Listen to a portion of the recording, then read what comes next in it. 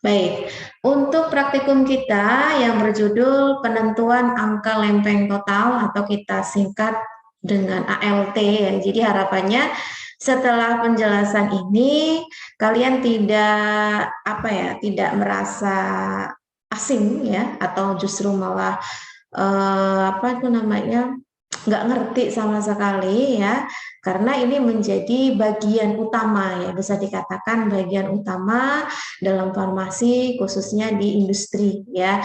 Industri kan banyak, industri itu tidak hanya industri pangan, tidak hanya industri minuman ya, obat pun juga disebut sebagai industri ya ketika obat terus diproduksi. Nah, sebelum produk-produk itu diedarkan, dalam hal ini kitalah yang menjadi konsumen ya, itu harus betul-betul apa ya, bisa dikatakan aman begitu ya. Jadi jangan sampai produk yang kita hasilkan itu ketika digunakan oleh kita ya, masyarakat begitu, itu akan menimbulkan hal-hal yang tidak diinginkan ya. Jadi istilahnya ini menjadi poin pentingnya. Poin pentingnya kelayakan suatu produk untuk bisa digunakan ya. Karena apa? Karena kaitannya dengan kesehatan begitu ya. Jangan sampai yang memang kita niatnya memberikan nutrisi, kalau itu pangan ya, yang itu ada kandungan gizinya, kemudian yang itu bisa menjadi suplemen, kalau memang itu dari jenis suplemen ya, itu justru malah memberikan penyakit tambahan ya, justru malah memberikan efek negatif. Begitu pula dengan obat.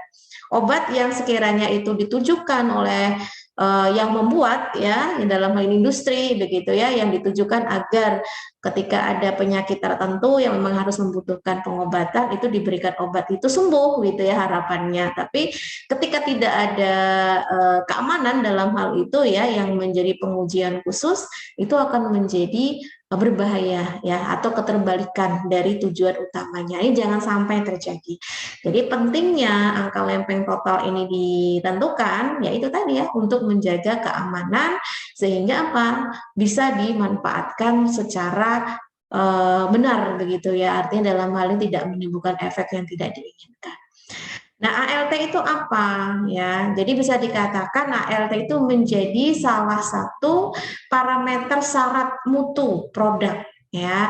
Jadi istilahnya di sini produk yang akan kita perjualbelikan ya, dalam hal ini kita edarkan, yang itu nanti masyarakat yang menjadi tokoh utama yang menggunakan, itu harus betul-betul produk yang kita hasilkan itu aman. Ya, aman dari apa? Nah, dalam hal ini khususnya untuk ALT ini berkenaan dengan mikroba. Karena kan ini kaitannya dengan mata kuliah mikrobiologi ya. Jadi aman dari mikroba. Dan dalam hal ini mikroba itu bisa bakteri, bisa fungi atau jamur ya. Kalau bakteri itu tidak berbahaya, ya sebenarnya tidak masalah. Justru malah banyak ya bakteri yang bisa kita manfaatkan, baik untuk makanan, untuk minuman ya, bahkan untuk obat begitu. Tetapi kan tidak semuanya bakteri itu aman atau bakteri itu menguntungkan, yang kita sebut sebagai bakteri patogen ya, atau mikroba patogen. Ini justru sangat berbahaya. Nah, oleh karena itu dengan pemeriksaan ALT ini harapannya kita bisa mengetahui layak atau tidaknya produk yang kita buat, seperti itu ya. Dan dalam hal ini ALT yang menjadi salah satu parameter, salah satu berarti yang lain banyak ya. Di sini salah satu parameter syarat mutunya itu ditetapkan sesuai metode analisis ya. Jadi kita akan belajar bagaimana sih cara menganalisis hasil dari pemeriksaan ALT. Nah, tentu ini rangkaiannya lumayan panjang ya. Jadi memang untuk belajar tentang pemeriksaan ALT ini kita tidak fokus ya. Jadi paling tidak kita bisa menyimak dengan baik ya, dan memahami setiap step by step-nya begitu. Dan tidak hanya menyimak step by step-nya, tetapi tujuan ya. Kenapa sih mesti dilakukan step ini? Nah, ini yang perlu menjadi apa ya, semacam kefokusan tersendiri ya, biar kalian itu bisa menuliskan dalam bentuk laporan nantinya ya. Nah, uji angka lempeng total ini tadi kan sudah disebutkan itu adalah metode analisis ya. Jadi sebetulnya ALT ini menjadi metode yang umum gitu ya. Artinya umum itu tidak hanya di bidang farmasi, semuanya yang itu berkenaan dengan kesehatan, yaitu nanti akan digunakan oleh manusia ya, atau dalam hal ini adalah masyarakat, itu harus dilakukan pemeriksaan ini. Ya, terlebih itu adalah farmasi yang memang kaitannya dengan obat, begitu ya, kaitannya dengan nutrisi, dan itu secara langsung nantinya akan masuk ke dalam tubuh manusia. Nah, ini mesti wajib ya dilakukan pemeriksaan. Nah, oleh karena itu kita harus tahu ya, metode ini itu digunakan untuk apa. Nah, ini yang menjadi poinnya ya. Jadi metode ini digunakan untuk menghitung adanya bakteri terhadap sediaan yang diperiksa. Nah, sediaan ini tergantung sediaan apa, apakah dia sediaan makanan, minuman ya, obat ya, atau sediaan kosmetik. Nah, ini juga penting ya. Jadi kosmetik itu tidak adanya syarat izin edar BPOM. Nah, kalian kan sudah berkali-kali ikut seminar dari BPOM ya yang berkenaan dengan keamanan produk. Nah, ini salah satunya di sini. Jangan sampai ketika kita menggunakan produk itu malah jadi gatal-gatal atau malah jadi infeksi. Nah, ini harapannya itu bisa meminimalisir terjadinya hal-hal yang tidak diinginkan. Tentunya kalau untuk keamanan produk tidak hanya dari segi biologisnya ya, karena ini salah satunya saja, tetapi dari segi kimiawinya tidak boleh mengandung bahan-bahan yang berbahaya, yang misalkan itu adalah merkuri ya, atau mungkin logam berat lainnya. Nah, itu tidak boleh. Nah, itu nanti akan ada pembahasan tersendiri di mata kuliah yang lain. Nah, khususnya kalau untuk mikrobiologi itu akan membahas keamanan suatu produk itu dari bakteri. Nah, memang sulit ya, sulit sekali kita itu menjamin suatu produk itu sama sekali tidak ada bakteri, itu sangat sulit ya, kecuali kalau dalam proses pembuatannya itu semuanya dalam kondisi steril ya, bahkan sampai ke tangan masyarakat pun dalam kondisi steril, tapi logikanya itu sulit. Oleh karena itu memang tidak mungkin membuat suatu produk yang benar-benar itu free ya, nol bakteri atau nol fungi, itu nggak mungkin. Nah, dalam hal ini bukan berarti kita membuat suatu produk itu bebas dari bakteri, tidak ya, apalagi kalau misalkan produk itu dalam keadaan terbuka. Nah, itu ya. Tapi paling tidak di sini kita punya standar ya, standar aman atau batas aman. Jadi kalau misalkan suatu produk itu ketika ALT-nya itu sudah melebihi dari angka yang sudah ditetapkan, maka itu dikatakan tidak layak untuk dikonsumsi misalkan, atau tidak layak untuk digunakan. Nah, itu sama ya dengan produk-produk yang lain. Nah, paling tidak itu ada standarnya, standar di mana itu masih dikatakan normal begitu ya. Artinya ketika itu dikonsumsi manusia itu tidak akan menimbulkan hal-hal yang tidak diinginkan. Nah, itu nanti akan ada batas-batasnya. Misal tidak boleh melebihi angkanya sekian. Nah, itu juga menjadi patokan ya, jangan sampai produk yang kita buat itu melebihi dari angka total yang sudah ditetapkan. Sebetulnya sama sih ya dengan pemeriksaan-pemeriksaan bakteri yang lain. Jadi semisal untuk diagnosa gitu ya, diagnosa seseorang yang diduga infeksi mikroba, dicek lab gitu ya, darahnya diambil.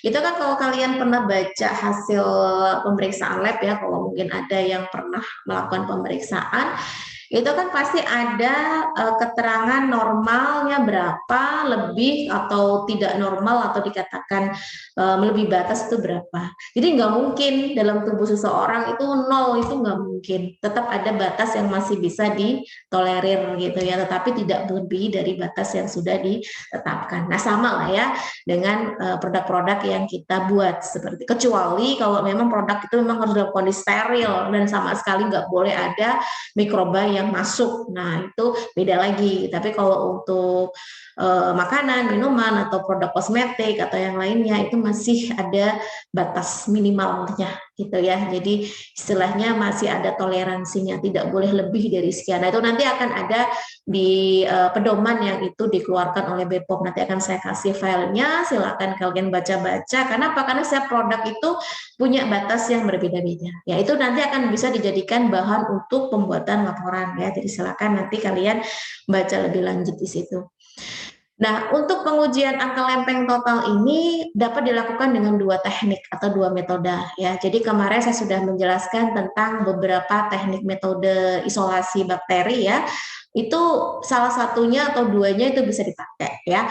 Yang pertama adalah pour plate atau cawan tuang ya. Jadi teknik tuang begitu. Yang kedua adalah spread plate ya atau teknik sebaran. Nah, apa yang tidak digunakan di sini yang sudah saya jelaskan kemarin itu adalah teknik gores ya. Jadi teknik gores tidak kita gunakan. Nah, untuk metode pour plate, kemudian untuk metode spread plate itu silakan kalian baca lagi di sebelum. Jadi saya tidak akan menjelaskan lagi itu metodenya seperti apa sih gitu ya. Nah, ini saya katakan tadi. Jadi BPOM itu kan sebenarnya singkatannya sudah jelas ya, Badan Pengawas Obat dan Makanan gitu ya. Ini sudah punya peraturan-peraturan tersendiri ya mengenai, ini contohnya saja ya, batas maksimal cemaran mikroba dalam pangan olahan. Nah, ini sudah ada semua di sini. Jadi kita tidak usah bingung untuk mengetahui batasnya berapa sih kalau jenis makanan ini. Nah, itu di sini sudah ada. Kemudian kalau jenis minuman yang dia ada susunya misalkan, itu berapa sih batasnya? Karena tentunya beda ya antara produk yang itu ada tambahannya, misalkan itu rasa perisa ya, atau mungkin diberikan susu, itu tentu akan beda. Nah, silakan nanti kalian bisa baca lebih lanjut ya. Ini resmi ya, artinya bukan saya yang buat. Ini sudah ditetapkan ya oleh Badan BPOM gitu ya, yang berkenaan dengan batas maksimal cemaran mikroba dalam pangan olahan. Nah, ini sudah ada di Peraturan Badan Pengawas Obat dan Makanan nomor 13 tahun 2019. Nanti akan saya berikan filenya ya, jadi silahkan kalian baca lebih lanjut.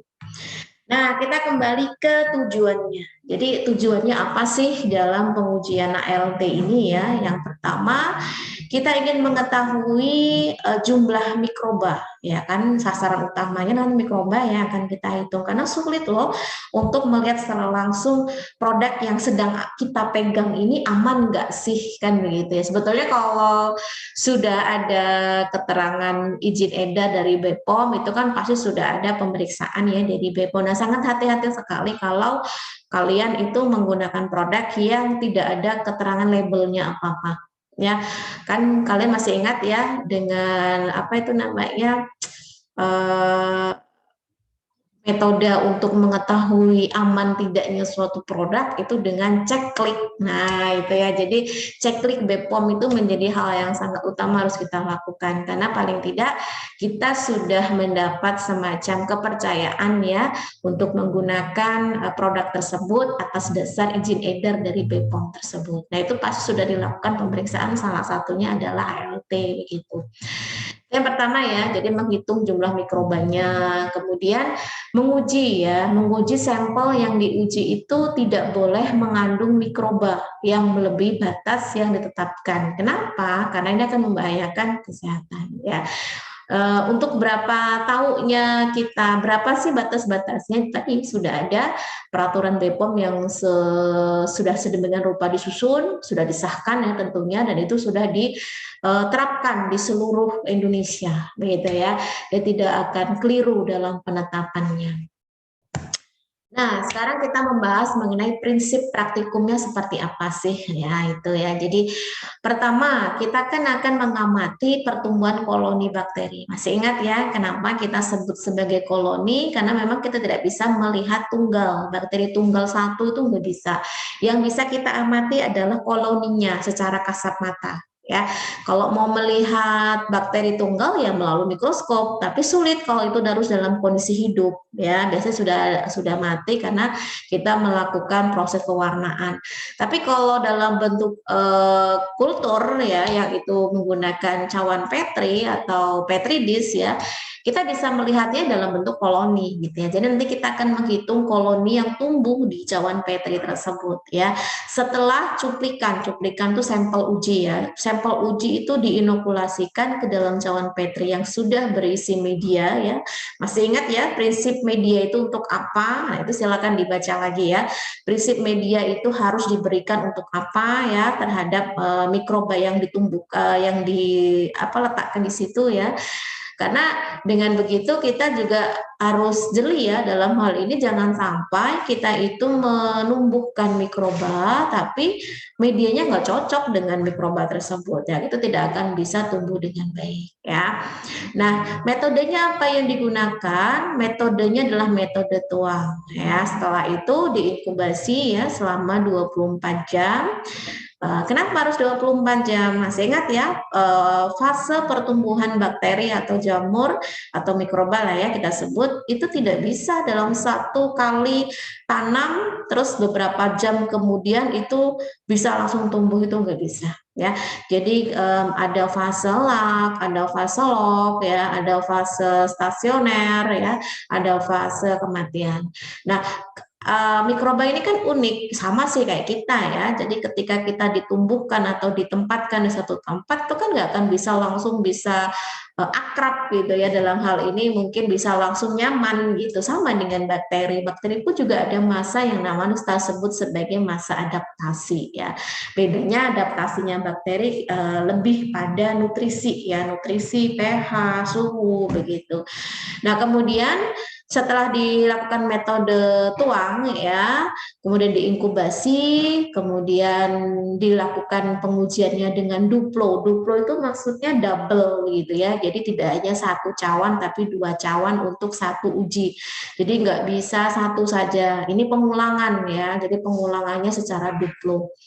Nah, kemudian setelah inkubasi dipilih ya, dari cawan Petri ya, dari satu pengenceran yang menunjukkan jumlah koloninya itu antara 25 sampai 250 koloni. Ya, kenapa di antara ini? Karena angka ini yang paling mudah untuk dihitung. Jadi kalau lebih dari ini itu sulit akan dihitung karena jumlahnya sangat banyak ya. Nanti akan lebih lanjut dijelaskan melalui video. Nah, kemudian hasilnya itu dapat dinyatakan sebagai angka lempeng total ya dalam tiap gram sampel atau contoh bahannya. Nanti akan lebih lanjut dari proses atau prosedur ya untuk pemeriksaan ALT-nya. Nah, untuk alat dan bahan apa saja yang diperlukan? Nah, ini saya sudah buatkan seperti ini nih, mudah sekali ya, sudah saya sebutkan. Ini saya ambil dari video yang nantinya akan kalian simak ya. Jadi sebetulnya kalau untuk alat itu hampir semuanya itu sama ya untuk setiap pemeriksaan ya atau pengujian begitu. Yang jelas semua alat harus dalam kondisi yang steril. Masih ingat ya prinsip kenapa alat-alat yang digunakan dalam proses pemeriksaan mikrobiologi itu harus steril karena kita mainnya main halus ini ya, artinya sesuatu yang tak nampak gitu, jadi tidak boleh kasar mainnya ya. Jadi kenapa? Karena kalau sampai kita kasar, kita nggak tahu ternyata ada bakteri yang ikut tumbuh di media yang kita buat gitu ya, atau di cawan Petri yang kita siapkan. Nanti ujung-ujungnya kita salah menentukan yang harusnya produk ini tuh aman gara-gara ada alat yang tidak disterilisasi ya, dan di mana bakterinya malah masuk, kita menyatakan oh ini produknya nggak aman. Nah, ini tentu akan merugikan banyak orang gitu ya, yang bisa dikatakan itu sudah menghabiskan banyak biaya untuk membuat produk itu ternyata dikatakan tidak aman, padahal yang memeriksa lah yang secara apa ya fasilitasnya kurang baik. Tapi kalau untuk pemeriksaan ini kan izinnya itu kan yang berhak untuk mengeluarkan itu kan BPOM ya. Jadi sudah mendapatkan semacam apa ya kualifikasi yang sudah ditetapkan gitu ya, tidak kita ragukan lagi. Nah, kemudian di sini alat-alatnya apa saja ya? Tabung reaksi itu jelas ya, pipet ukur, Bunsen ya, Erlenmeyer, cawan Petri ya, spatula dan koloni counter. Masih ingat ya, koloni counter untuk apa? Koloni counter untuk, ada yang tahu di sini koloni counter untuk apa? Nah, lupa semua, padahal sudah dijelaskan di praktikum pengenalan alat ya. Dari kata koloni counter ini kan bahasa Inggris sebetulnya. Menghitung bakteri. Iya, menghitung bakteri ya. Dalam hal ini bakteri dalam bentuk koloni ya. Sudah bisa ditebak sebetulnya koloni counter. Counter itu kan menghitung ya. Kemudian di sini bahannya apa saja. Nah, di sini saya ambil contohnya di video itu yang akan kita periksa LT-nya itu adalah serbuk jahe. Ya, tentu sudah banyak ya produk-produk di luaran sana yang itu sudah menggunakan teknologi yang itu membuat bahan herbal dari tumbuhan. Di sini kan kita gunakan rimpang jahe ya, bisa rimpang jahe, bisa rimpang kunyit, begitu ya yang kita buat serbuk, di mana serbuk itu bisa langsung digunakan atau diseduh gitu ya. Kan sudah banyak produk-produk yang beredar. Nah, itu kita uji ya sampel dari serbuk jahenya untuk dilihat dan dihitung angka lempeng totalnya seperti apa.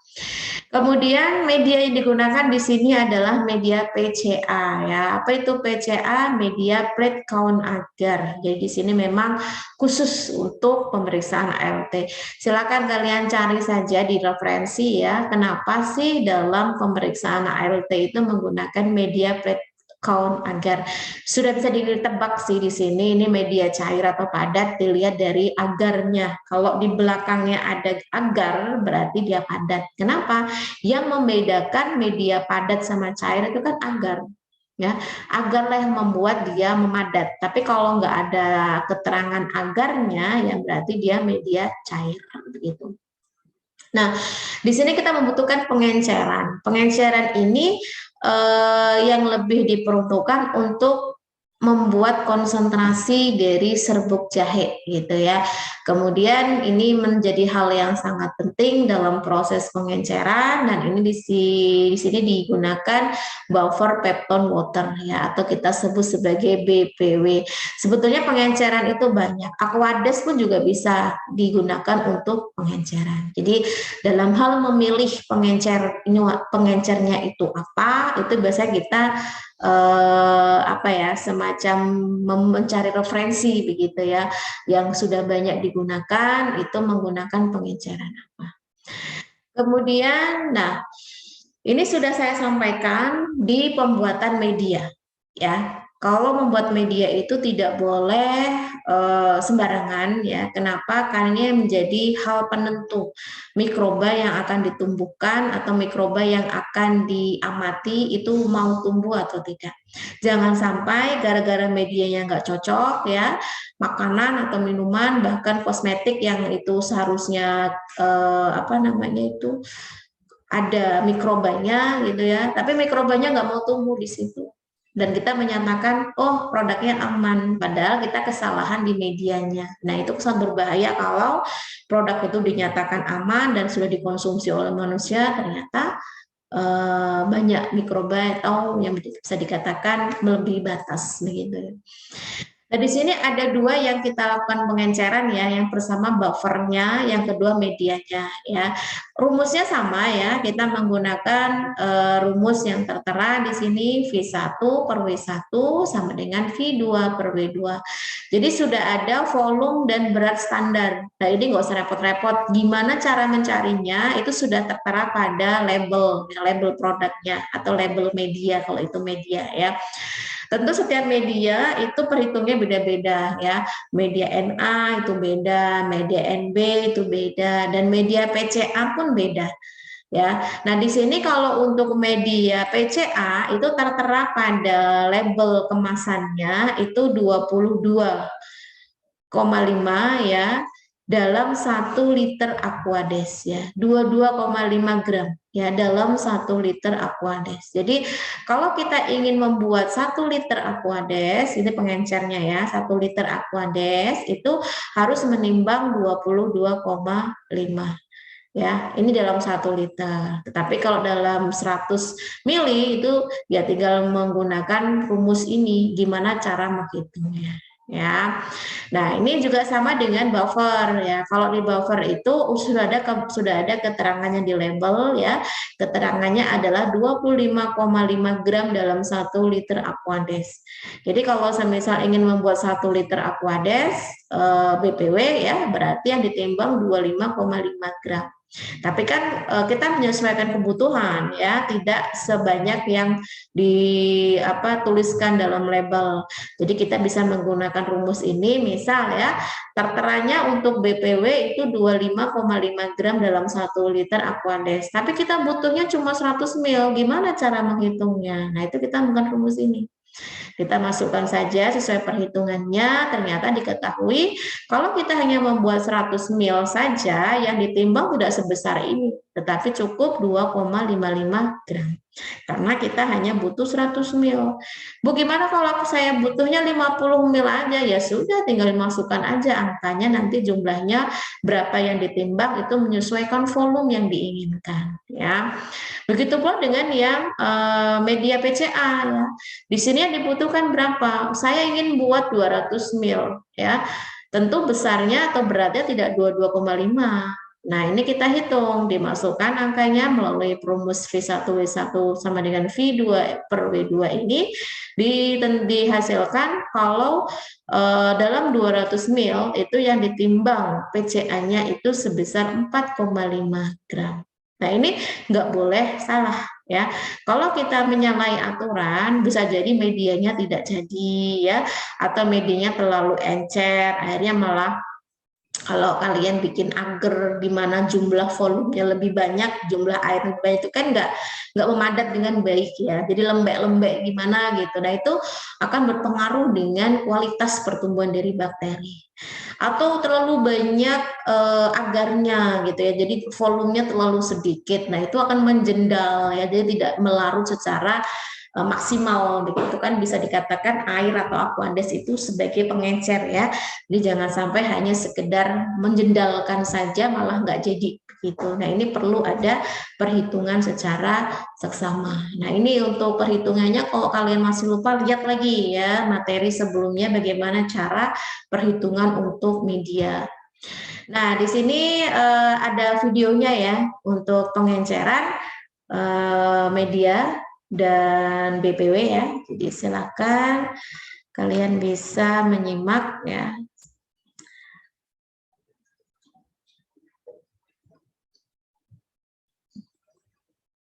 Ya, sebentar.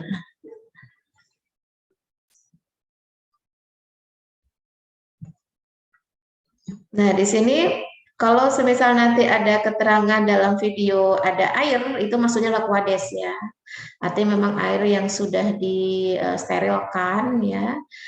Jadi tidak menggunakan air biasa.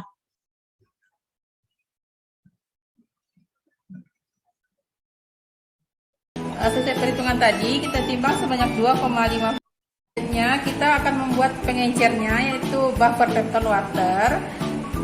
Sesuai perhitungan tadi, kita timbang sebanyak 2,55 gram, dilarutkan dalam 100 ml air ya. Nah, seperti ini jadinya ya.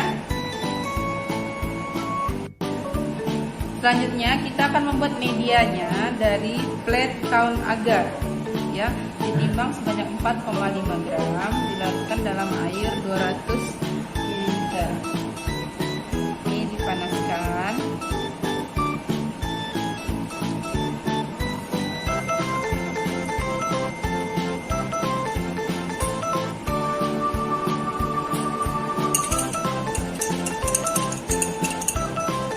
Hingga mendidih, hingga dia terlarut semuanya ya.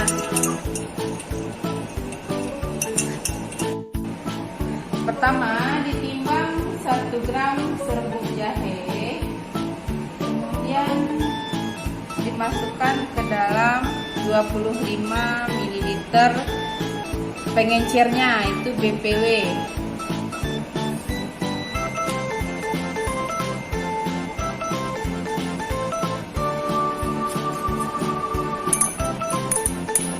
Aduk sampai dia terlarut semuanya ya. Disiapkan 4 tabung reaksi yang masing-masing telah berisi 9 ml pengencer BPW. Dari larutan induk ini kita akan buat pengenceran 10, min 1, min 2, min 3, dan min 4. Caranya, tabung reaksi tadi sudah berisi 9 ml BPW ya. Kita pipet 1 ml larutan induk dari sampel jahe kita tadi sebanyak 1 ml. Kemudian kita masukkan ke dalam tabung reaksi 10 pangkat min 1.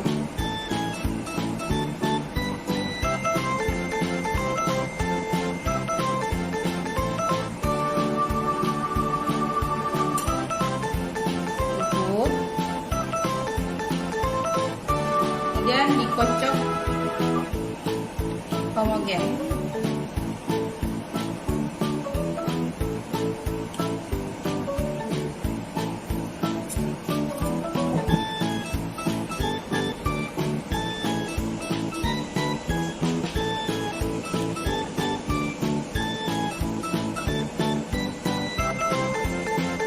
Selanjutnya untuk pengenceran 10 min 2,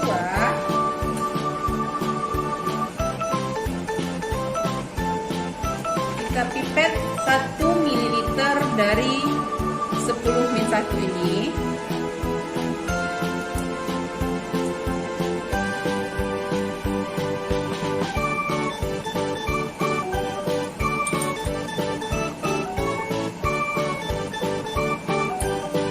Kita masukkan ke tabung reaksi yang kedua untuk pengenceran 10 pangkat min 2.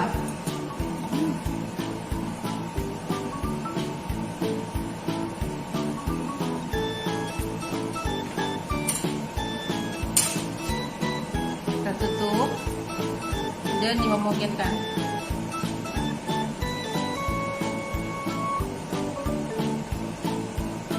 Nah, begitu selanjutnya untuk 10 pangkat min 3 dan min 4, dipipet 1 mili dari 10 min 2 dimasukkan ke 10 min 3. Selanjutnya pipet lagi 1 mili dari min 3 masuk ke tabung reaksi keempat, pengenceran 10 pangkat min 4.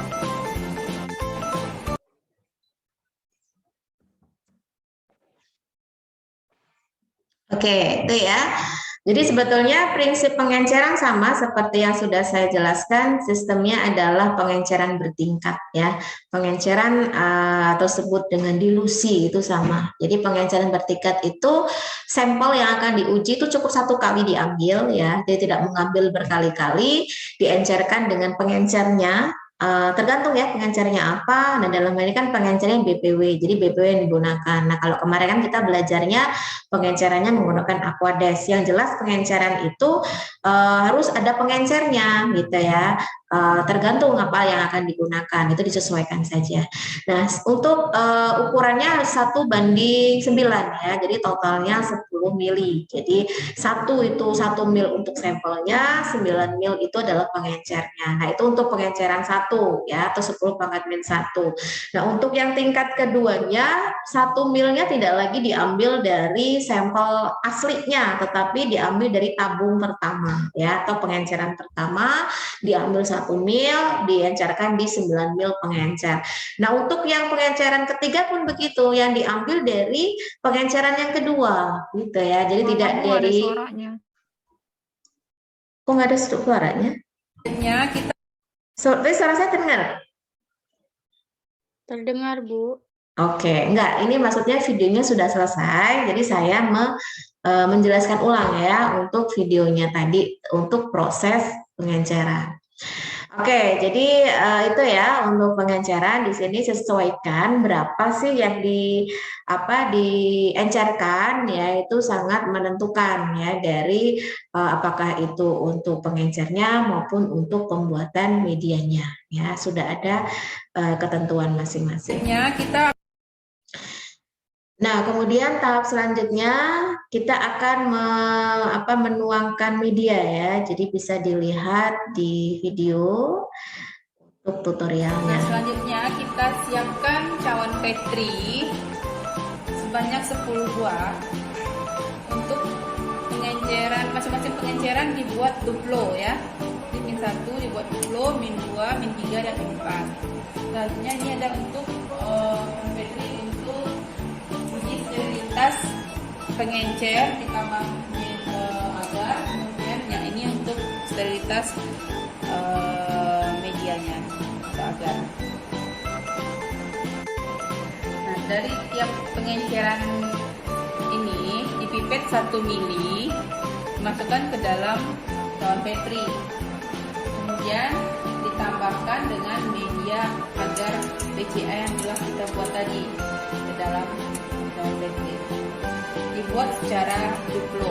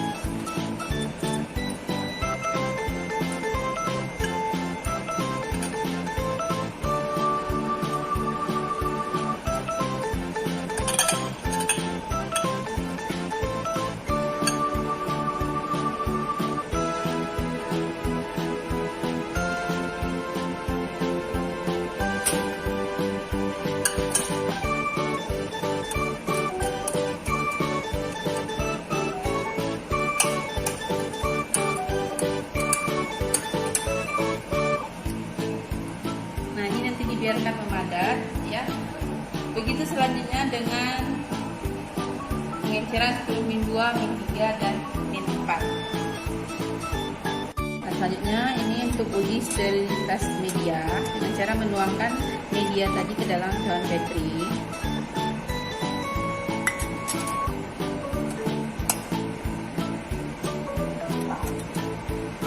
Dan dibiarkan memadat.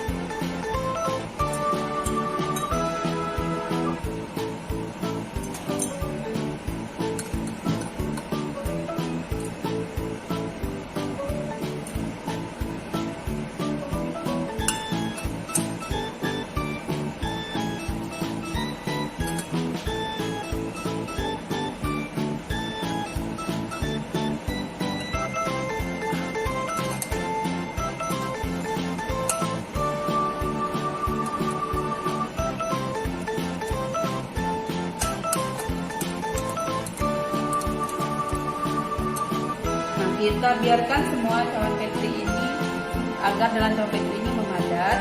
Setelah itu kita akan inkubasi dalam inkubator pada suhu 37 derajat Celcius selama 24 sampai 48 jam.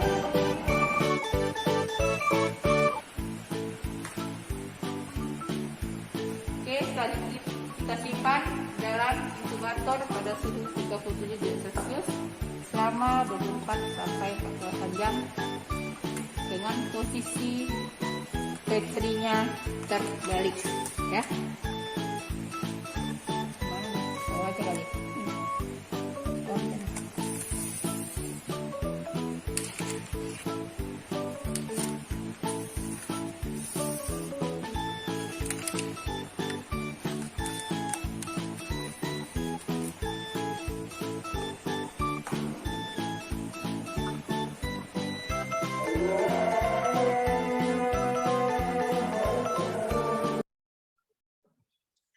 Oke. Nah, selanjutnya Itu ya untuk proses pembuatan duplo ya dari masing-masing pengenceran gitu 10 pangkat min 1 sampai 10 pangkat min 2. Kemudian di sini dibutuhkan sterilitas ya. Sterilitas itu apa? Itu untuk mengetahui jangan sampai nanti media atau pengencer yang digunakan itu justru mengalami kontaminasi ya. Nah, ini untuk ulasannya ya. Jadi pertama tadi menimbang sampel ya 1 gram, sampelnya adalah serbuk jahe ya, diencerkan ke dalam 25 ml DPW. Nah itu ya, kemudian diaduk hingga terlarut. Nah kemudian siapkan 4 tabung reaksi ya, yang masing-masing sudah berisi 9 ml pengencer DPW, yang itu sudah dibuat sebelumnya ya, yang dimana 9 mil pengencer ini akan menjadi pengencer untuk sampel yang sudah diencerkan ya dalam 25 mil DPW tersebut. Kemudian untuk pengencerannya di sini kita buat berseri atau bertingkat ya. Jadi 10 pangkat min 1, 10 pangkat min 2, 10 pangkat min 3 sampai 10 pangkat min 4 ya. Untuk pengencerannya sudah dijelaskan tadi ya. Jadi ada 4 tabung reaksi di mana untuk tabung yang pertama itu pengenceran yang pertama ya. Jadi diambil 1 mil larutan yang sudah dibuat ya, ini larutan induk yang dibuat yang pertama ini ya, dimasukkan ke dalam 9 mil DPW yang sudah ada di tabung reaksi. Nah, ini dihomogenkan ya, dijadikan semacam apa namanya? Biar rata begitu ya. Jadi tidak ada yang masih ada di permukaan atas, tengah atau bawah. Pokoknya semuanya harus rata, makanya dihomogenkan menggunakan vortex begitu ya. Nah, kemudian kalau untuk pengenceran yang kedua itu 1 milnya diambil dari tabung yang pertama ya. Jadi tidak diambil dari rarutan induk lagi, tapi dari yang pertama. Dimasukkan ke dalam 9 mil DPW dan begitu seterusnya untuk pengenceran ketiga dan keempat ya. Jadi dia bertingkat. Kenapa dikatakan bertingkat? Karena sampelnya atau bisa dikatakan yang diencerkan itu diambil dari tabung-tabung sebelumnya. Nah, kemudian di sini yang dibutuhkan karena dia duplo ya, ada 2 pengulangan, maka ada 8 ya, 8 cawan Petri yang dibutuhkan ya untuk masing-masing pengenceran. Jadi 10 min 1 ada 2 cawan ya, 10 min 2 ada 2 cawan, sampai 10 pangkat 4 min 4 ada 2 cawan. Jadi 8 cawan itu untuk pengujiannya. Nah, kenapa dibutuhkan 10? Nah, 2 itu sebagai uji sterilitas ya. Jadi sterilitas itu untuk mengetahui steril tidaknya media dan pengencer yang digunakan. 1 cawan untuk media, 1 cawan untuk pengencer. Jangan sampai media yang digunakan itu justru sudah ada mikrobanya, berarti kan nggak valid ya hasilnya. Begitu pula pengencer yang digunakan ternyata sudah ada mikrobanya. Nah, ini berarti tidak layak untuk dilanjutkan kalau jumlahnya melebihi batas yang telah ditetapkan ya. Lalu selanjutnya apa ya? Jadi setiap tabung reaksi yang berisi larutan sampel yang sudah diencerkan tadi ya, masing-masing itu tadi 10 sampai pangkat min 4 tadi, itu dimasukkan ke dalam 1 mil, ke dalam cawan Petri sebanyak 1 mil ya. Cawan Petri yang sudah diberikan label ya, yang mana kalau untuk sterilitas itu sesuaikan saja ya. Jadi apakah dia media PCA atau pengencernya gitu ya, pengencer yang menggunakan DPW. Dan tentunya semuanya itu dilakukan secara aseptis ya. Jadi didekatkan dengan api bunsen ya. Setelah itu dihomogenkan dengan menggoyangkan cawan Petri membentuk angka 8 ya. Kalau dia homogenisasi dalam bentuk cawan Petri tidak di vortex ya, beda dengan tabung reaksi. Kalau cawan Petri cukup digerakkan seperti angka 8 seperti pada video tadi begitu ya. Dan dibuat duplo itu dari double gitu ya, setiap pengenceran itu 2 cawan dan biarkan memadat. Nah, kemudian hal yang sama juga dilakukan untuk pengenceran 2, 3 dan 4 masing-masing seperti itu. Nah, untuk uji sterilitas ya, karena kita ingin mengetahui sterilitas dari media ya, berarti media yang digunakan dalam hal ini adalah PCA, berarti media PCA yang kita letakkan ya di dalam cawan Petri tersebut dan biarkan hingga memadat. Nah, kalau untuk yang pengencer, ya berarti media yang sudah dibuat tadi ya, media PCA tadi dituangkan 1 ml DPW. DPW kan pengencernya ya. Jadi kalau misalkan nanti setelah diinkubasi ternyata tumbuh bakteri, kan logikanya nggak ada sampel uji di situ ya. Berarti kan ya jelas satu-satunya ya dari DPW-nya atau pengencernya. Kalau sampai tumbuh mikroba. Setelah semuanya selesai, lalu diinkubasi ya menggunakan inkubator suhu 37 derajat Celcius ya selama 24 sampai 48 jam dengan posisi cawan Petri terbalik. Nah, ini nanti baru diamati menggunakan koloni counter ya untuk menghitung berapa sih jumlah koloninya. Nah, yang perlu diperhatikan ya dalam penghitungan menggunakan koloni counter yang pertama ya, cawan yang dipilih dan dihitung adalah yang mengandung jumlah koloni 25 sampai 250 koloni. Ya, yang sekiranya itu kita masih sanggup ngitung satu-satu. Tapi kalau sudah lebih dari 250, yaitu kita anggap tidak dapat dihitung, gitu ya. Jadi jumlah itu sudah tidak terhingga, begitu ya. Nah, kemudian yang kedua, beberapa koloni yang bergabung menjadi satu itu merupakan suatu kumpulan koloni yang besar yang jumlah koloninya itu sebetulnya diragukan. Makanya meskipun dia lebar ya, tetapi kalau dia bergabung jadi satu itu dihitung satu gitu ya. Kemudian yang ketiga, suatu deretan atau rantai koloni yang terlihat seperti garis tebal ya, itu juga dihitung sebagai satu koloni. Dan nanti akan akan saya tampilkan bagaimana cara menghitung ya, menghitung koloni atau bisa membedakan mana sih koloni yang sifatnya tunggal dan mana yang koloni yang sifatnya double begitu ya. Meskipun dalam hal ini double tetap dihitung satu ya. Nah, sebelum saya lanjut untuk perhitungan tadi hasil videonya, saya di sini akan menjelaskan terlebih dahulu ya, biar kalian tidak bingung bagaimana sih cara membaca dan menghitung koloni. Ya, sebetulnya menghitung koloni itu nggak mesti pakai koloni counter kok ya. Sebetulnya dilihat aja kita bisa kok kelihatan. Bedanya kalau kita menggunakan koloni counter, pertama ada pantulan cahaya. Jadi cahaya itu bisa nembus seperti ini, jadi dia kayak berpendar gitu ya. Jadi kelihatan koloninya seperti ini, yang putih-putih ini kan koloni ini. Nah, itu yang pertama. Yang kedua, koloni counter itu kan ada pennya, pen elektrik ya. Jadi pen elektrik ini ketika kita gunakan untuk menunjuk atau mencoret ya, mencoret koloni yang sudah kita hitung, secara otomatis nanti akan ada angka yang muncul. Kalau kita tekan satu kali nanti satu, kita tekan dua, dua, tiga, tiga, sejumlah seberapa banyak kita menekan. Kan memudahkan kita untuk menghitung ya. Jadi kalau kita menghitung manual, nggak ada koloni counter, bisa aja sih 1, 2, 3, 4, 5, tiba-tiba temen datang menegur kita, ngajakin ngobrol gitu ya. Aduh, tadi berapa ya sudah dihitung, padahal sudah sampai ratusan, ulang lagi dari awal. Nah, itu kan memperlama gitu ya. Tapi kalau menggunakan koloni counter itu cepat, dan walaupun kita terjeda sebentar gitu ya, angkanya masih muncul dan masih terekam di situ. Nah, kalian lihat nih yang berwarna merah ini kan angka yang muncul di layar gitu ya. Seberapa banyak pen elektrik ini ditekan gitu. Ya bisa saja kalau nggak ada koloni counter bukan berarti terus nggak bisa dihitung, tetap bisa. Ya mungkin pinter-pinternya kalian aja gimana cara menghitung, mungkin pakai senter HP begitu ya di bawahnya gitu ya untuk memantulkan gitu. Dan supaya nggak keliru ya berarti menggunakan stopwatch gitu ya. Tapi stopwatch yang khusus untuk perhitungan yang kita tekan 1, 2, 3 itu bisa beriringan begitu ya. Jadi tidak sesuai dengan apa yang kita hitung saja. Nah itu bisa saja sih ya. Yang penting sih bisa terhitung dengan baik, dan yang paling penting lagi kita menghitungnya tepat ya.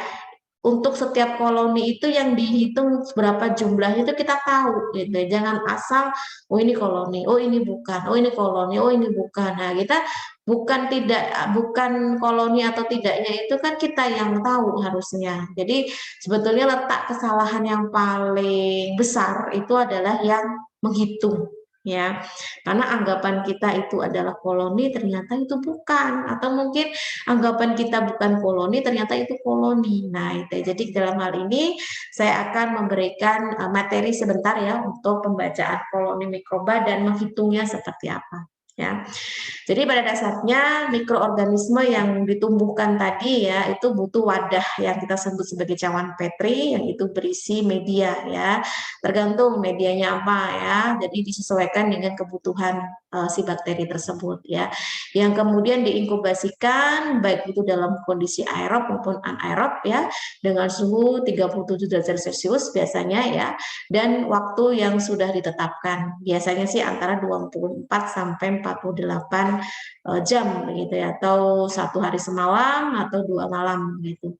Yang akhirnya si mikroba itu dapat tumbuh ya dengan membentuk koloni dan kita dapat menghitungnya. Nah, untuk menghitung kita membutuhkan alat yang disebut sebagai koloni counter. Nah, gimana cara membaca koloni? Nah, ini saya ambilkan contoh.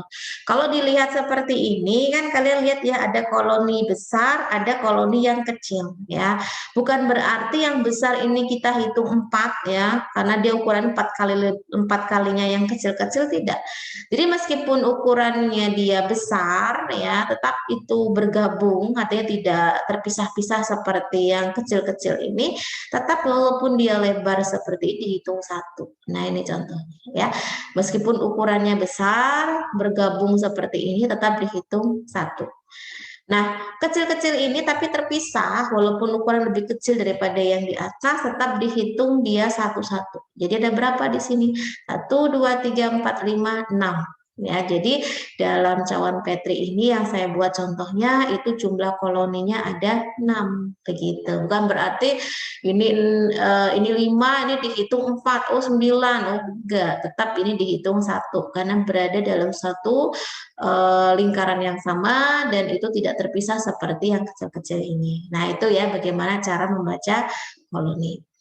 Sebetulnya koloni itu kalau bentuknya bagus kayak gini, wah ini enak banget hitungnya ini. 1, 2, 3, 4, 5, dihitung aja manual bisa kalau kayak gini. Tapi yang menjadi masalah adalah mikroba itu tidak tumbuh seperti apa yang kita mau saja ya. Jadi ada tiga jenis koloni yang hingga saat ini ditemukan ya, dan itu bukan berarti tidak bisa dihitung, tetap bisa kita hitung ya, meskipun kita harus pandai-pandai untuk mengetahui gimana sih cara menghitungnya. Jadi dalam membaca koloni pun juga dibutuhkan keahlian begitu ya, karena ada yang disebut sebagai koloni spreader ya. Jadi koloni spreader itu pun dibedakan menjadi 3 tipe ya. Ada rantai koloni, ada spreader yang berasal dari lapisan air pada sisi atau tepi cawan. Jadi tidak hanya ada di permukaan atas, tapi juga di tepinya atau di bawah permukaannya. Kalau dia itu tipe jenis mikroba anaerob ya, tidak ada di permukaan atas. Nah, di sini untuk spreader ya, spreader itu dia kalau semisal hanya ada 1 rantai ya, maka dihitung 1 koloni. Ini contoh nomor 1 ya. Kalau misalkan tadi ya, ini kan ada 1, 2, 3, 4 tapi kan terpisah ya, tidak bergabung satu sama lain. Ini dihitung 5. Tapi karena ini bergabung seperti ini kayak rantai, menempel satu sama lain, maka ini dihitung 1. Bukan 6, tapi 1 ya. Terus yang kedua, spreader ya. Spreader tipe 2 dan tipe 3.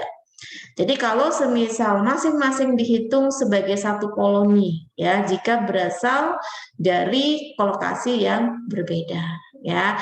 Jadi di sini misalkan ya ada di permukaan ada di tengah-tengah ya. Jadi tidak di permukaan atas, tidak di lapisan paling bawah itu tidak. Ini anggaplah saya tulis sebagai cawan, dasar cawan ya. Nah, ini ada di permukaan tengah-tengahnya, tapi tidak ada di atas. Nah, ini disebut sebagai spreader tipe 2. Kalau spreader tipe 3 seperti ini, dia ada di tepi ya. di tepi yang memang dia panjang ya, jadi bentuknya panjang seperti ini ya. Ini tidak bisa kita hitung 1, 2, 3, 5 atau seterusnya walaupun ukuran lebih besar ya, tapi lebih hitung satu saja. Ini satu begitu ya. Selama dia berada dalam satu tempat yang berbeda atau terpisah. Tapi kalau semisal ini bergabung ya, ini ada penggabungan di sini tidak bisa dihitung dua, tetap dihitung satu. Nah, gimana kalau misal spreader itu 25%-nya itu melingkupi seluruh permukaan cawan Petri. Misal anggaplah bentuknya seperti ini ya, 25%. Nah, ini bisa dikatakan tidak bisa dihitung secara seluruhnya. Oleh karena itu pemeriksaannya harus diulang. Nah, itu ya. Jadi kita harus jeli juga. Jadi kalau sampai koloni tumbuhnya rata seperti ini berarti gagal dalam pengujian dan perlu dilakukan pengulangan. Nah, ini cara membaca koloni. Nah, untuk perhitungan koloninya seperti apa? Nah, ada beberapa hal yang harus kalian perhatikan ya. Jadi, untuk menghitung koloni ya, jadi pertama kita harus menghitung dulu jumlah koloni yang ada di dalam cawan Petri itu. Ya, mau dia bentuk tunggal, mau dia bentuk spreader ya, tipe 1, 2, 3 begitu ya. Tapi dalam hal ini penting untuk menentukan angka lempeng total ya.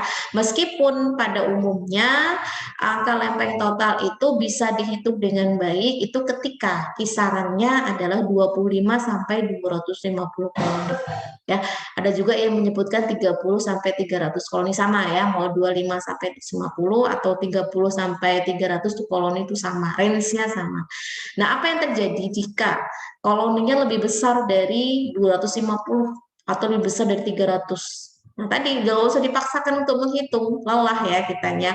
Jadi cukup disebut sebagai TBUD. Apa itu TBUD? Terlalu banyak untuk dihitung. Jadi cukup keterangannya adalah TBUD ketika jumlahnya lebih dari 250 ya. Nah, ini ada beberapa catatan yang perlu diperhatikan di sini ya.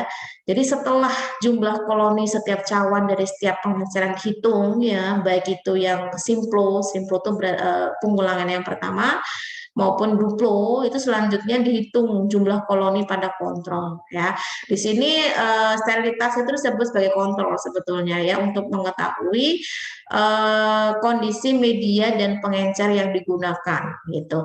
Nah, sebetulnya bukan berarti tidak boleh sama sekali ada yang tumbuh ya di media. Masih ditolerir ya kalau misalkan itu ada yang tumbuh, tetapi nanti ada perhitungan yang berbeda. Misal ya, jika ditemukan pada kontrol pengencer itu ditemukan satu koloni ya, dan pada media PCA misalnya ya ditemukan 2 koloni.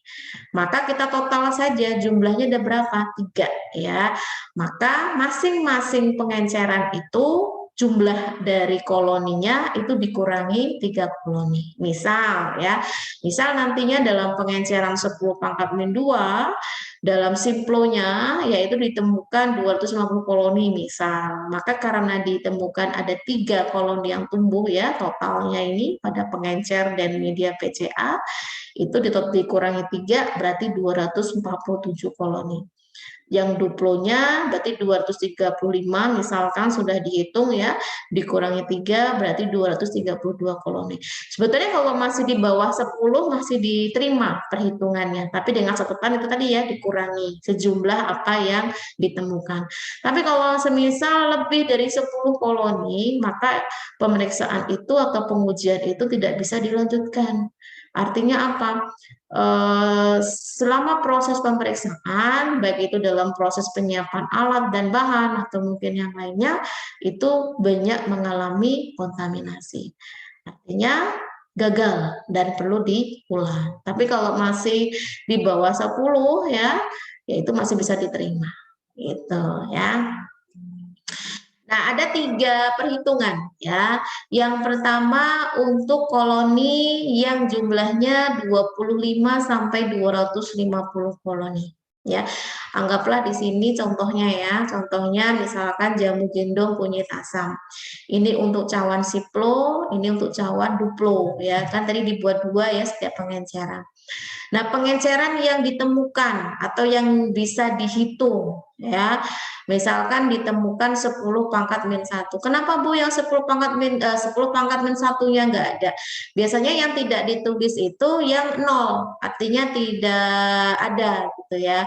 Jadi sini 10 pangkat min 2 itu statusnya adalah TBUD. Dia lebih dari 250. Udah nggak usah dilanjutkan, berarti ditulis saja TBUD. Nah, sedangkan yang 10 pangkat min 3 itu masih bisa dihitung, artinya masih di bawah 250 ya.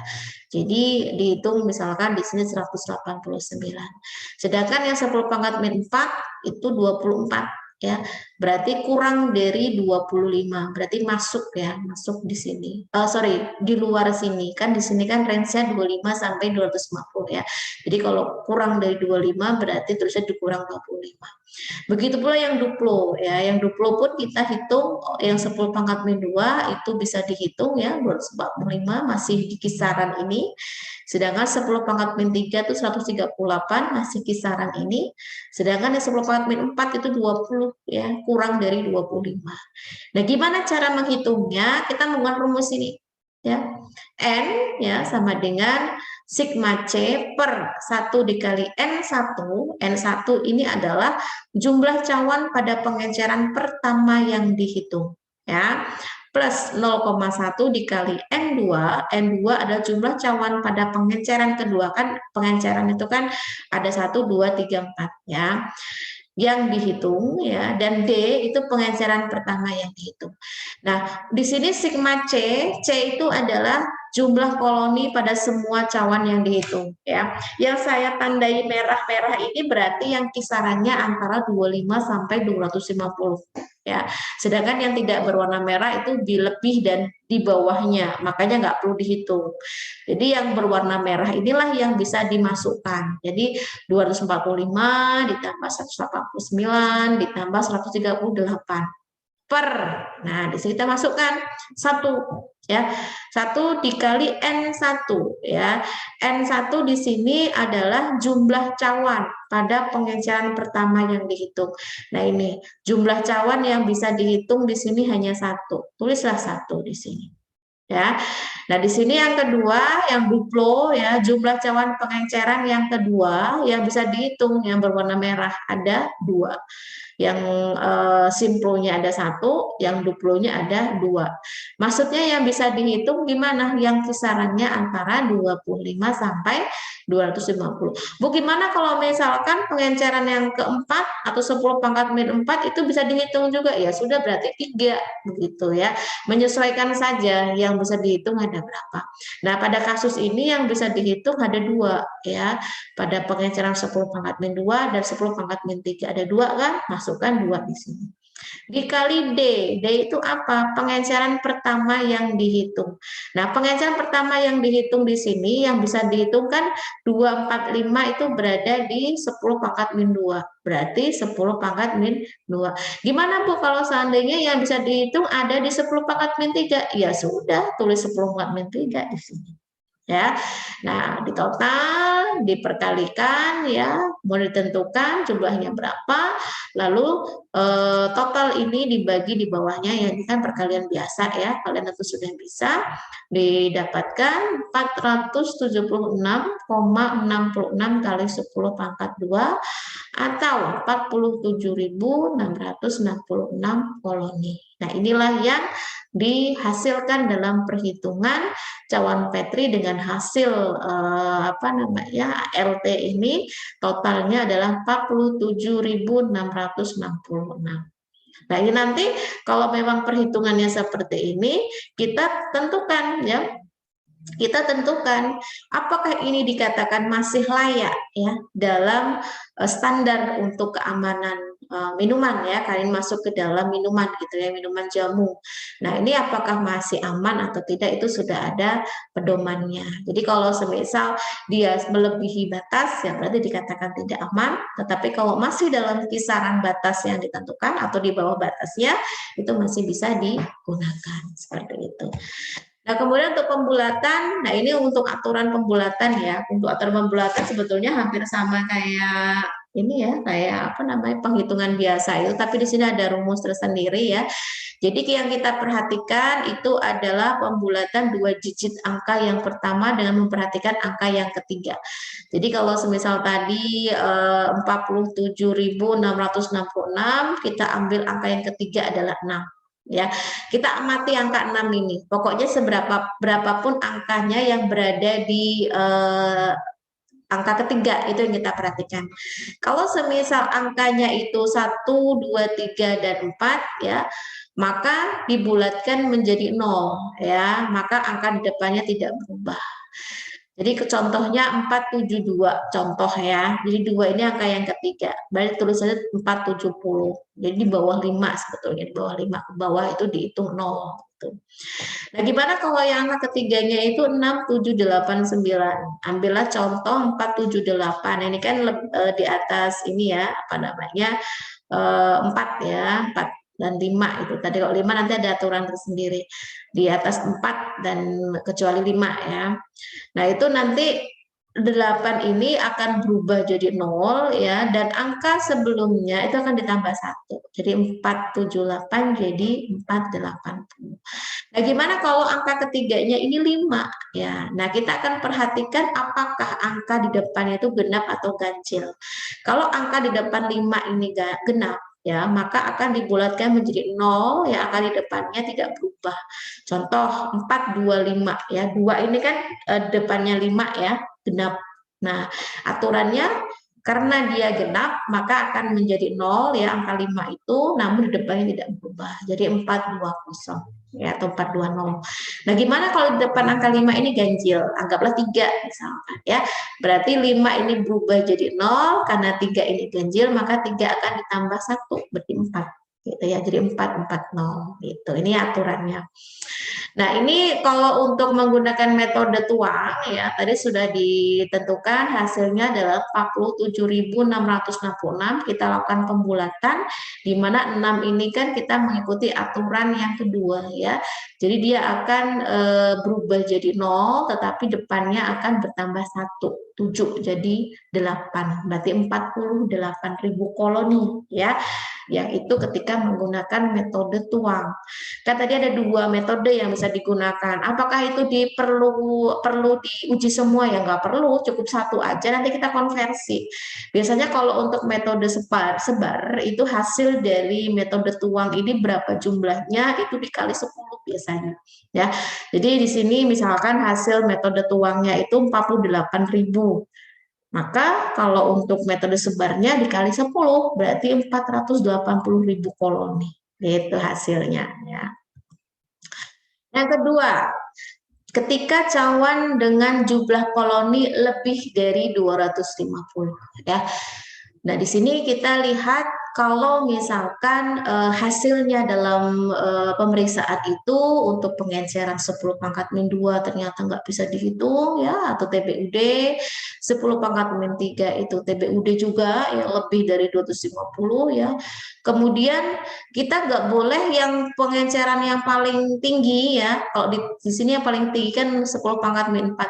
Mau nggak mau harus dihitung seberapapun jumlahnya, meskipun itu lebih dari 250. Ternyata setelah dihitung jumlahnya 678 untuk yang simplo. Ya, untuk yang duplo 10 pangkat min 2, 10 pangkat min 3 itu nggak bisa dihitung semua. Mau nggak mau yang 10 pangkat min 4 harus dihitung seberapapun itu, meskipun besar angkanya 437. Nah, gimana cara menentukan ALT-nya? Ini lebih gampang sebetulnya ya. Kalau menentukan ALT yang jumlah koloninya itu lebih dari 250, maka rumusnya adalah jumlah koloni dari pengenceran terakhir yang mendekati 250 dikalikan pengencerannya dengan perkiraan ALT. Kan ada 2 nih, ada simplo dan duplo. Yang paling mendekati angka 250 kan yang bawah ya, 437. Maka inilah yang diambil.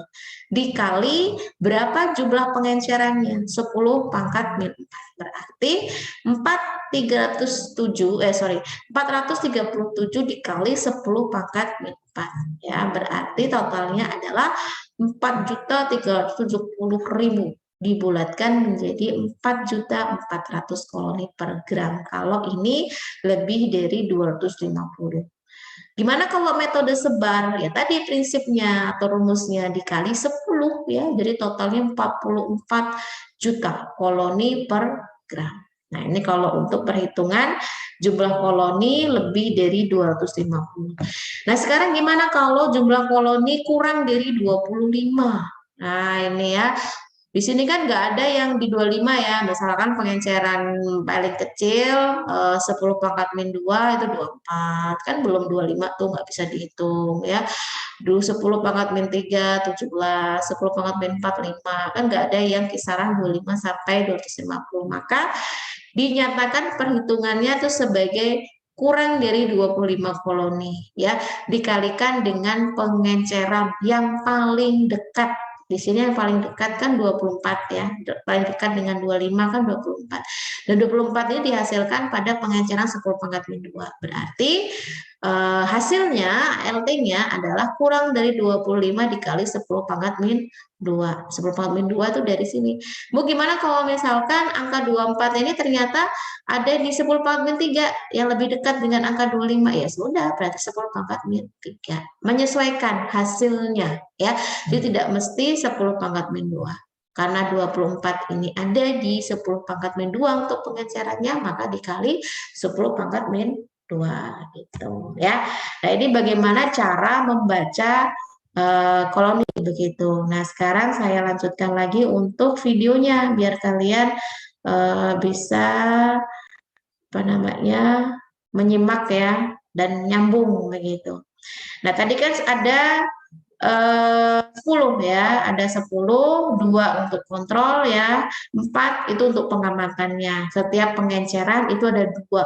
Jadi 10 pangkat min 1 ada 2 cawan, 10 pangkat min 2 ada 2 cawan, sampai 10 pangkat min 4 ada 2 cawan. Totalnya ada 8 ya. Oke.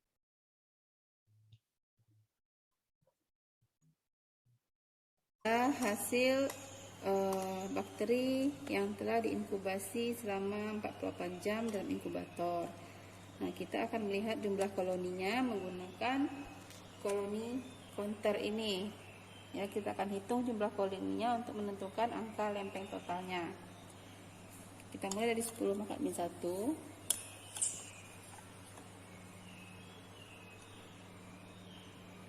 Ini koloni yang nampak di sini tidak bisa dihitung ya, karena terlalu banyak sekali.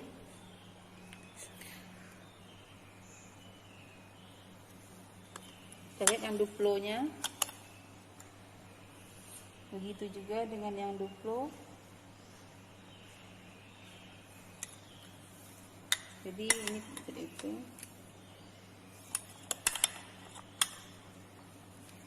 Kemudian 10 min 2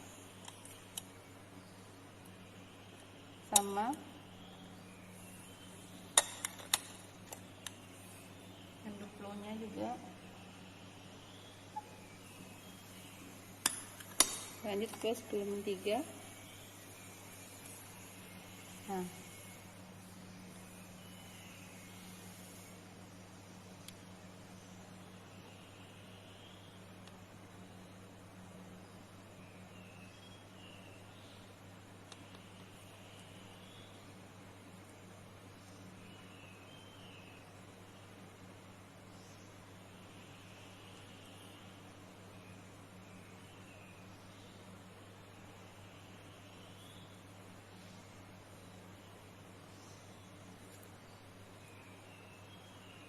ini jumlahnya kurang lebih ada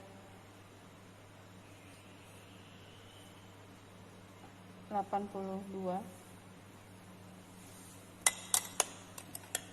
Duplonya ada 1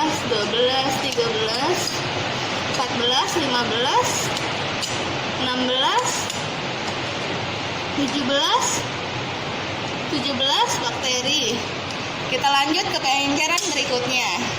Karena pengenceran yang tadi itu masih puluhan, maka ini akan ratusan. Jadi polanya itu pengenceran yang paling atas puluhan, satuan sama nggak ada. Nah, ini pengenceran yang paling bawah. Kita mulai hitung ya dengan koloni counter karena jumlahnya ratusan.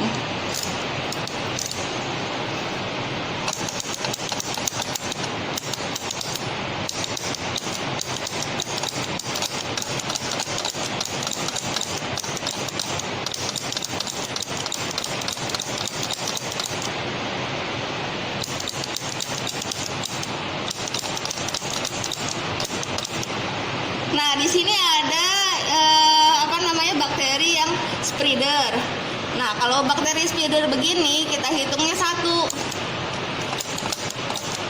Kalau bakterinya kayak gini 2, tapi dia saling rapet, dihitungnya 1 ya guys.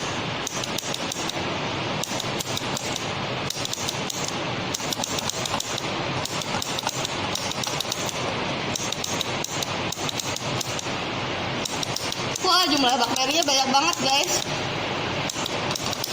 ratusan guys.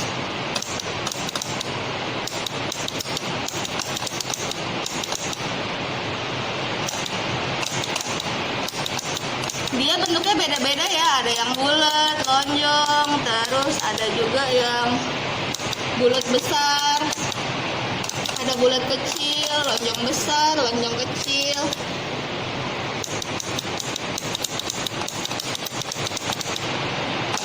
Wow, udah 155.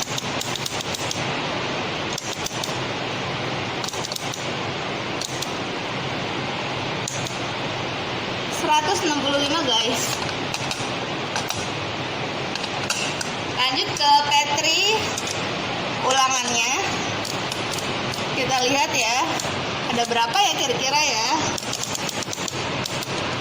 Ini kamir ya guys, ini juga kamir karena dia lengket-lengket gitu. Kita nggak hitung ya kamirnya, hanya cuman total bakterinya aja guys yang kita hitung. Kadang-kadang juga ada kapangnya guys. Kapang itu ada serabut-serabutnya. Kita ngitungnya bakterinya aja nih.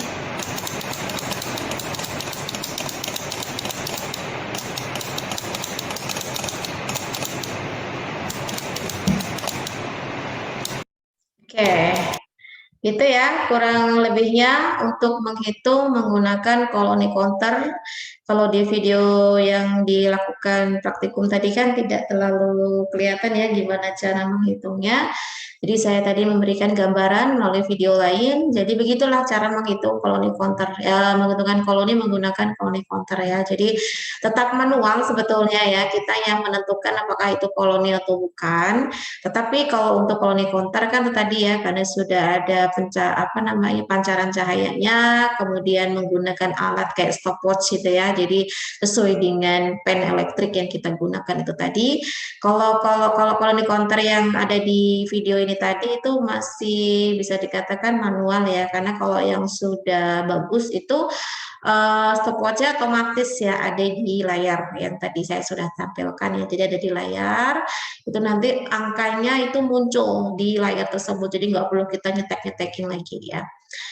Oke, itu untuk praktikum kita. Kemudian berkenaan dengan pembahasan ya. Ini yang penting. Jadi nanti akan saya sharekan untuk formatnya seperti biasa. Dalam hal ini saya akan menekankan ya, silahkan kalian itu menuliskan apa yang sudah saya kasih rambu-rambu di sini ya. Jadi rambu-rambu ini harus dipatuhi begitu. Jadi kalau mau membahas lain boleh selama ini sudah dibahas ya.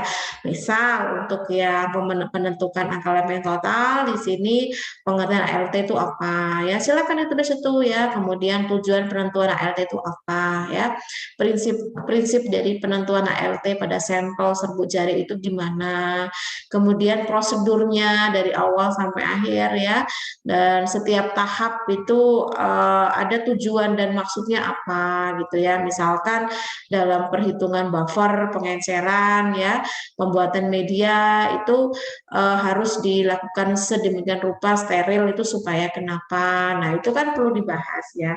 Kemudian ada istilah uji sterilitas media dan pengencer sebagai kontrol itu untuk apa. Nah, itu silakan diuraikan begitu ya. Dan bagaimana cara membaca koloni yang terbentuk ya. Kemudian cara menghitung koloni di setiap cawan ya yang sesuai dengan video tadi. Nah, setelah tahu berapa total ALT-nya. Nah, ini yang kalian harus hitung ya berdasarkan tabel yang sudah ditentukan tadi. Baru nanti hasilnya itu kalian sesuaikan ya dengan peraturan BPOM ya nomor 13 tahun 2019 ya tentang batas maksimal cemaran mikroba dalam pangan olahan. Nah, di sini tadi yang diperiksakan serbuk jahe. Silahkan kalian cari di situ Serbu Jahit termasuk produk apa. Nah, kemudian setelah tahu, nanti di situ sudah ada standarnya, standar layak tidaknya itu melebihi batas atau tidaknya itu ketika mencapai angka berapa. Nah, totalnya tadi dibandingkan dengan batas maksimalnya. Apakah dengan angka tersebut itu kesimpulannya masih layak dikonsumsi atau tidak ya. Nah, ini nanti akan menjadi kesimpulan akhirnya begitu ya. Jadi jangan sampai kalian tidak membandingkan dengan peraturan BPOM yang sudah ditetapkan ya. Jadi hasilnya berapa silakan dihitung dulu ya. Nah, ini maksud saya ini ya. Jadi ada 4 pengenceran ya. Silakan kalian hitung dari rumusan ini itu ALT-nya berapa. Oke, sampai sini ya. Harapannya kalian sudah jelas untuk praktikum kita dan pembuatan laporannya seperti apa. Nah, untuk laporan insya Allah besok sudah bisa diambil ya di kampus ya. Dan masih banyak yang perlu diperbaiki ya. Harapannya sebetulnya tidak lagi saya ingatkan yang berkenaan